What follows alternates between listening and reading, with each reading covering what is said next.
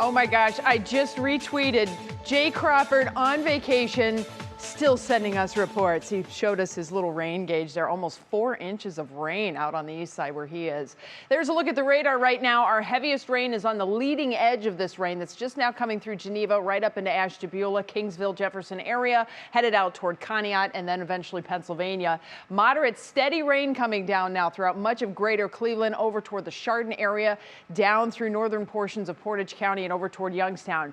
Then we get another little round. Look how this stuff is popping up here. There is a lot of energy in the atmosphere right now, friends. This is the juju, and you can kind of get things rolling very quickly. So more showers, more heavy rain popping right now out around the areas of southwest Summit County. That's headed into the Portage Lakes area, Arlington Road area, and then eventually over toward the airport, the Akron-Canton Airport. Heavy rain coming through Columbia Station. This is going to come up into Strongsville. And then there's this whole hot mess that's coming in from Huron County down through Richland and Ashland counties. This will continue to sweep off to the northeast as well. So heads up for you in Wellington and then down through Mansfield, over to Sullivan, Nova, Polk, and then down into the Ashland area. Loudonville getting some heavy rain now. The Mohican is probably whitewater rafting at its finest right now.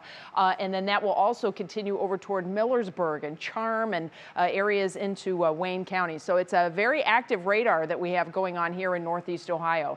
Over the next few hours, generally speaking, these thunderstorms continue. We'll see it back off to just clouds as we go through the overnight, but that won't be the end of the rain. There's plenty more where that comes. As I mentioned, the juju is here, the atmospheric juju. We've got the heat, we have the humidity, we have a trigger because there's just thunderstorms that are rumbling around, and a lot of times they'll send out their own little bits of triggers, also known as outflow boundaries, that help to keep things going.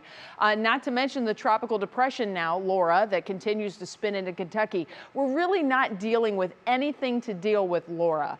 Our big threat and our big weather maker is a couple of cold fronts out to the west. That's really what's going to push in here. That will be the difference maker. The problem is those cold fronts won't come through till Saturday evening and Saturday night. So it's not till Sunday that we really get relief from the heat and the humidity. Here's a look at your National Designer hour-by-hour forecast. Here comes more rain as we go through the evening. Then late tonight, I think this round of rain is going to start to settle down a little bit. Nighttime has a nice effect on the atmosphere. A little cooling goes a long way.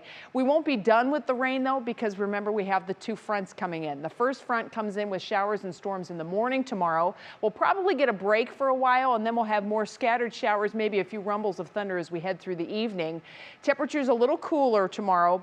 Peaks of sun possible in the afternoon, but by and large, the biggest difference will be on Sunday. Beautiful weather on Sunday, cool weather on Sunday.